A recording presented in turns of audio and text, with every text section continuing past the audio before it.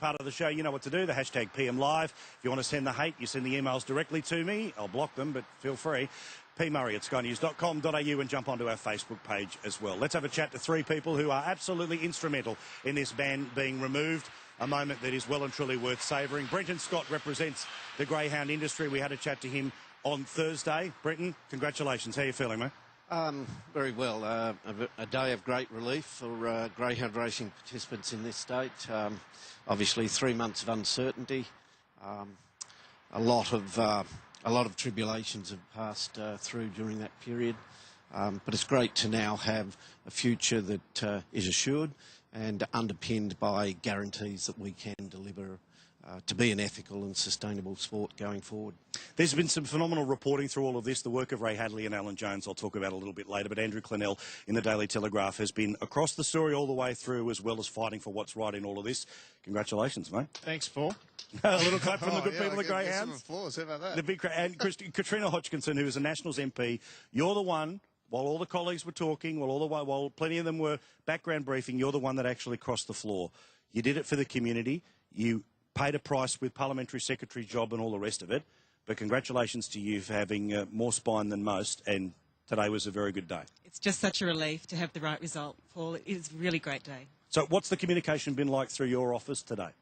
We have just been inundated by people coming into our young electorate office with well wishes, and there was a fellow that came in, he's on a walking stick normally, but he was in there doing pirouettes in the hallway. So it's been really, really well received in my electorate. Yeah. So, Andrew, talk us through some of the politics of this. When do you think they started to change their mind? Because, I mean, you couldn't have had two politicians who went out hotter and harder and more definite than the Premier and Deputy Premier. And that's a problem for them, isn't it, that they just kept going out so hard. You know, they were so definitive, and that was, you know, the mistake of the decision in the first place. You don't just ban an industry. It's crazy. So, without any sort of warning on it. But I think a week and a half ago, Mike Baird started to come to his senses.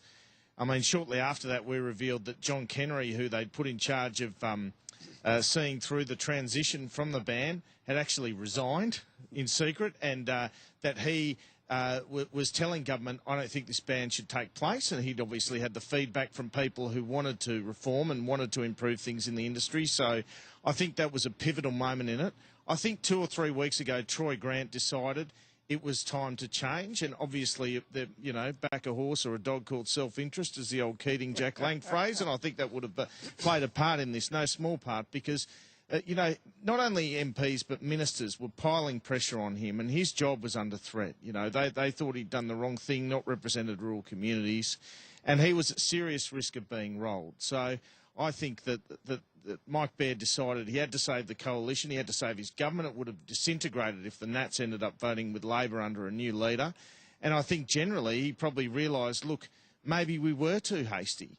Maybe these people do deserve a chance. And from my understanding, Grant and Kennery convinced him of that. Well, it's this thing, Katrina, where, I mean, the smoke signals were around for a couple of weeks, and then, you know, about a week and a half ago, as Andrew says, things start to look a certain way. When did you think this was going to go? Look, I honestly didn't know, and I have been saying to my communities, just prepare for the worst, because the legislation's gone through and it's probably going to happen, bar a miracle. So I was reading all the reports that were being written in the various papers, and I just didn't want to. I was too afraid to wish that it might come true. But it has now, and it's just such a fantastic result. It's the best possible result. That's what I was doing. Every time I saw it, something that Andrew would tweet, I'd say, yes, but, the whole time until today. Not because I didn't believe you, but just because I thought, because they went so hard, that there was no wiggle room. So what about the dismount today? I mean, again, I'll talk about this with Peter Credlin and Christina Keneally, and, you know, if we want to do the gymnast judging on it, fine and fair enough. But what did you think of that press conference today, where he stood there for an hour and, you know, he ate his humble pie?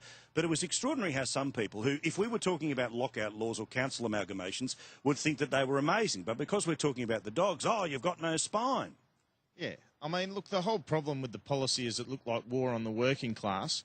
And I think, you know, some of the media perhaps haven't looked after the working class here, if I may say so. But I think that I think Baird actually handled it pretty well, considering the manure sandwich he was attempting to eat. I think, though, that I don't think I've seen a mea culpa like it. I don't think I've seen something so kind of embarrassing, humiliating or whatever as just saying, I got it wrong, I made a mistake, so many times over and over. But, you know, we've been saying that this is the sensible way to go. So you can hardly then turn around and bag the guy when he goes that way. And I think that's the way I view it. So I think that today Mike Baird displayed real courage and showed that he is a man of conviction, willing to listen to the people. And he's heard the message from so many people, particularly in regional New South Wales, where, as the McHugh report accurately said, it is part of the social fabric of country communities, greyhound racing. So it's really important to us. And he heard that message. So this is the question where Brenton, now the process you're about to go through to try to work out what happens, what doesn't happen. I asked the Deputy Premier about Bathurst, where we were last week, or Temora, of course, which is in Katrina's electorate. How do you decide what tracks stay open and don't? Because obviously there's a certainty, which means you're going to be able to race, but the uncertainty is, where will I be racing? Sure, I don't think we're at the stage of looking at the shape and form of the industry from a track provision point of view.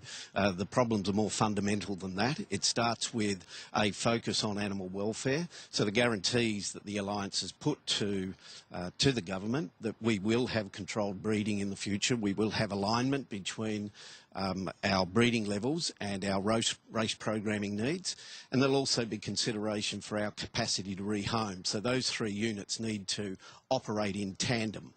Beyond that, we have to take action to ensure that there is a zero tolerance throughout the industry, both culturally and in practice, with regard to animal cruelty.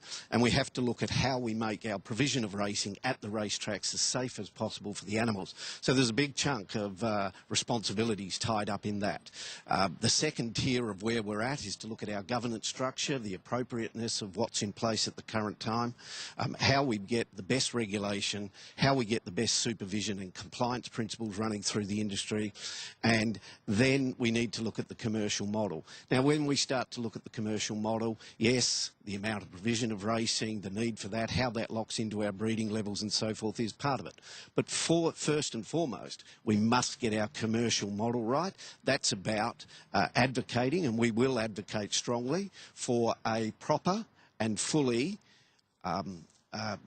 commercial arrangement whereby we are performance driven, that is rewarded for the turnover that we generate in terms of the money we receive. The cross-subsidisation that currently takes place across the other codes isn't sustainable for the long term. That needs to be dealt with, and that's part and parcel, front and centre of our capacity to deal with the various challenges before us. So we have a lot to do, and a lot to do before we start putting a pin on a map that starts to say this region will have greyhound racing and this region won't. My own personal position is unchanged. We should seek to provide greyhound racing, or the opportunity for that, throughout the state of New South Wales. It's a great thing for people to be involved in. Because, Katrina, how important is it to you? I mean, obviously, Temora, in your part of the world, you want that track specifically, but how important is it that, I mean, obviously this is the Rolls-Royce. You know, Bathurst is pretty good as well, but in some regional areas, it's not going to be.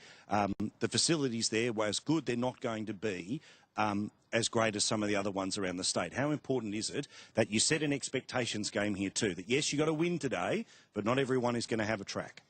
Well, look, the industry is going to be unfolding in a new process as we move forward. I think.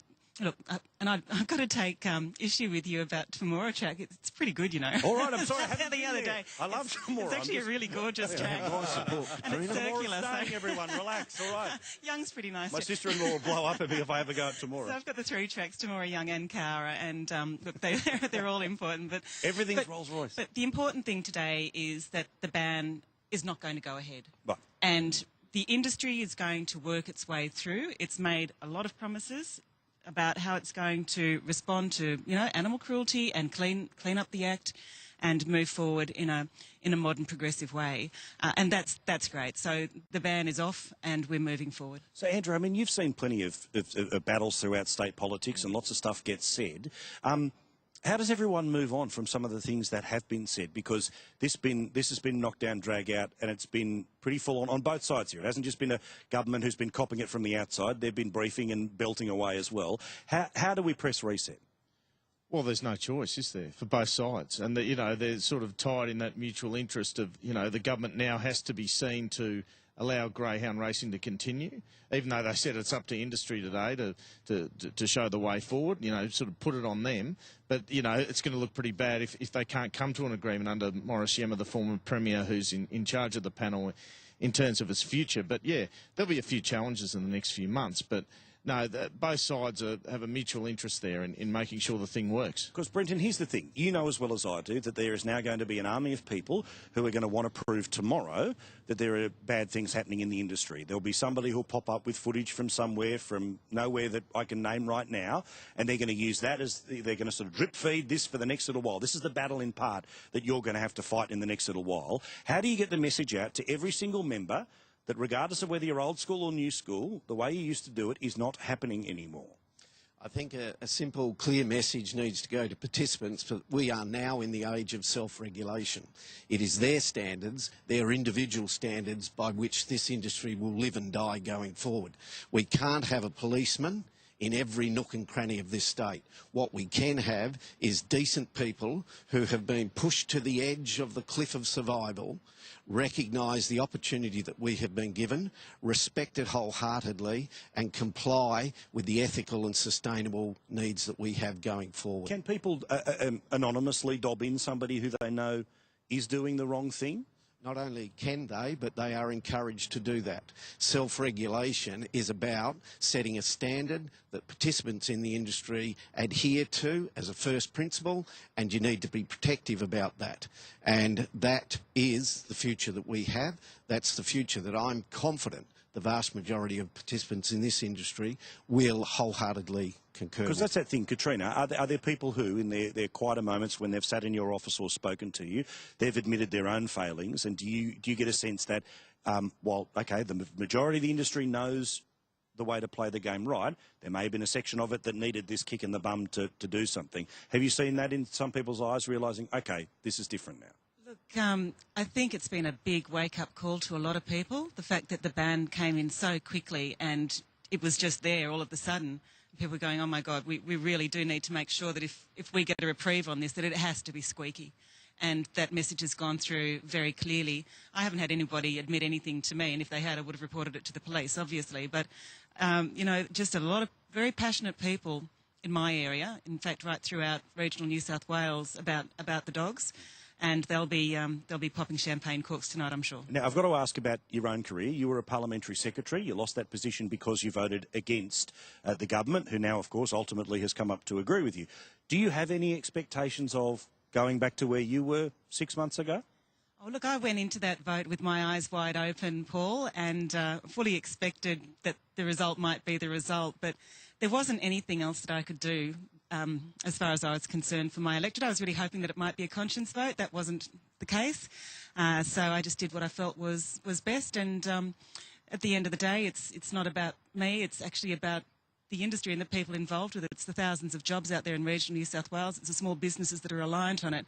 And that was the ultimate goal, to get them looked after. And I feel that today we've done that. But, Andrew, let's talk about her in front of her. Is this something that there's now pressure on Mike Baird to say, look, you lost it because you crossed the floor, but we ultimately ended up agreeing with you? Well, it'd be wise politically to give her job back. There's no doubt about that. And I thought Troy Grant opened the way to that today when he said, you know, none of these people who went because of that under convention crossing the floor are discounted from promotions in the future. I think Mike Baird will reshuffle in January, so that would be a good time for Katrina to have her job back. All right. Well, we'll be watching and we'll be talking. Finally, to you, Brenton, here. What's a message that you want to give about either setting expectations for the dog owners and the dog breeders, or setting the expectations of those about animal welfare? What's one thing that you really need to send a message tonight about, that people get about where we are at towards the end of 2016? I'd share Katrina's terminology.